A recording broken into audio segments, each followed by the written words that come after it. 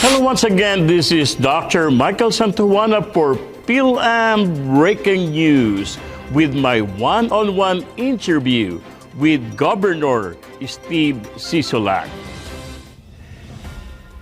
Steve Sisolak was born into a Midwest working-class family. After working full-time to put himself through college, Steve enrolled in UNLV's Graduate Studies program, put down roots in Las Vegas, and built his own small business while raising his two daughters as a single father. After serving on the Board of Regents and chair of the Clark County Commission, Steve was elected governor in 2018. Through hard work and perseverance, Steve revived our economy after being the hardest hit state from the pandemic. He strengthened Nevada's public education system, improved access to affordable health care, took charge in the fight against climate change, protected reproductive freedom, and expanded access to the ballot box. Now Steve is running for re-election to keep Nevada strong and moving forward. Please welcome Governor Steve Sisolak. Hello, sir. Thank you. It's a pleasure. How are Thanks you? for having me. I'm doing great. Thanks for having me. Nice meeting you again. Now, Governor, tell me about your background and how it has informed your work as a governor. I appreciate it. I grew up in the Midwest, a middle-class family. My dad was an engineer. My mom worked at the grocery store, Piggly Wiggly grocery store, as a checkout cashier. I put myself through college at the University of Wisconsin-Milwaukee, where I got my undergraduate degree, decided to move out west, then came out to Las Vegas, got my master's degree at UNLV, got married. I have two daughters. One of them is in the public defender's office as a lawyer. Wow. And the other works for the Las Vegas Aces, champions of the WNBA basketball team. Wow. So I'm really proud of my kids. That's great. Yep, married the love of my life, Kathy Ong Sisolak, and we've been married 4 years now. Oh, that's great. Now, what have you done to engage the Filipino community? Well, the Filipino community, like the API entire community, is important to me. We established a council. My wife, particularly being of Chinese American descent, has a lot of activity roots in the community. And what we've done is we reach out, we've made them part of our advisory council to learn what's important to the community. It's not what's important to me, it's what's important to the community and what we need to do to help them. We're taking their advice and making sure that they have access to the things that we've done, education, business opportunities, and housing and so forth. Of course. And not only that, as a president of the Filipino American Educators of Nevada, I would like to thank you for what you have done, especially when you wrote a letter to the Department of State to extend the contract of our J1 teachers, and right. That is wonderful. The J1 Filipino teachers appreciate that gesture. Well, we appreciate them. I mean, they've done a Yes. tremendous job. I made a huge impact on our students. Our students love the teachers, and the one thing, I've met thousands of teachers across the state of Nevada, and they do such a remarkable job for our kids, and they develop a close bond with the students where they become lifetime friends. My daughters still communicate with some of their teachers from 5th and 6th grade through Facebook and all these social programs. Filipino teachers. Filipino teachers, right, that they had, that they really enjoy continuing to communicate with. So they do a great job for our kids, and we're thankful for having them here. And not only that, you're very engaged.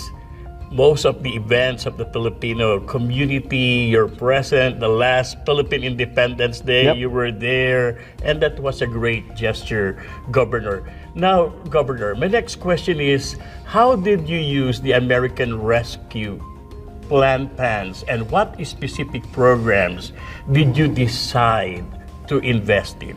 Well, just a couple of them. We put in $500 million into affordable housing, which is going to help us build about 1,900 units for people that otherwise are priced out of the market. And usually these are our seniors, our veterans, maybe our disabled community that don't have a chance to live in a safe, healthy environment. So we invested $500 million in that. $30 million is going towards retrofitting houses. For example, if you've got, whether it's a Filipino or it's another Yes. individual living in their home for 10, 20 years, and suddenly they're not ambulatory anymore. They're in a wheelchair or a walker.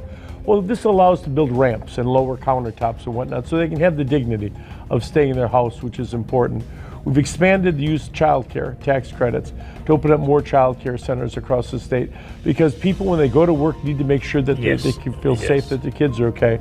$5 million went towards free community college for kids that want to go to community college, which is a great opportunity for them to begin searching out their degree. And we've got the new Array RX prescription card, which is free to sign up for.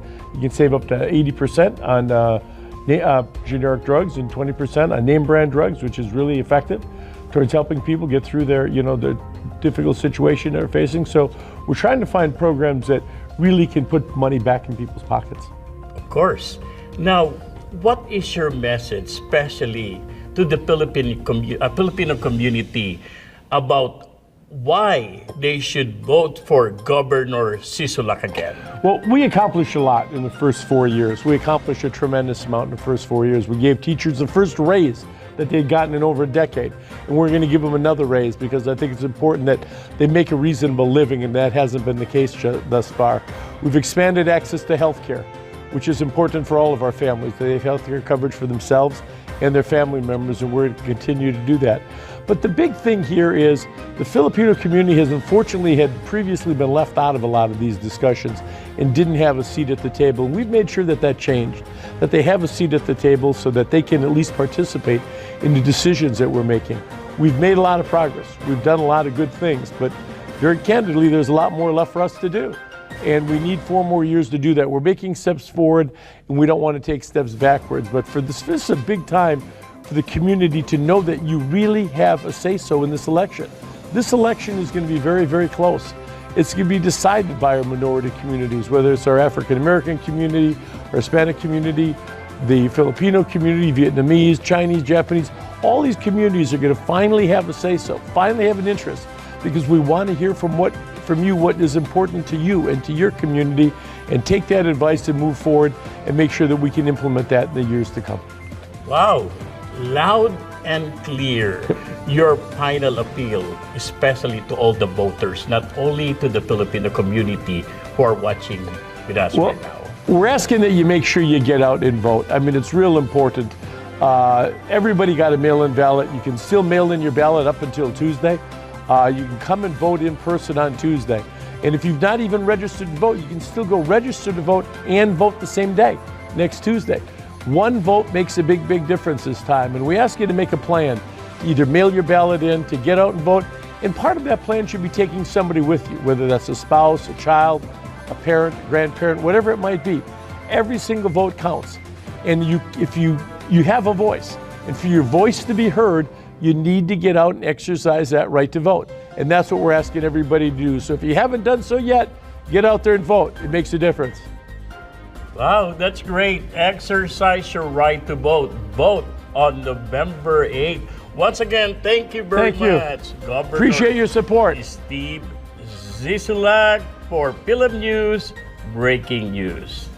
This segment is brought to you by Trans-Pacific Multi-Services LLC, Bookkeeping and Tax Services, located at 5440 West Sahara Boulevard, Suite 107, Las Vegas, Nevada 89146. Qualified tax preparer, specializing in preparation of individual and business tax returns. Trans-Pacific Multi-Services. Philip News.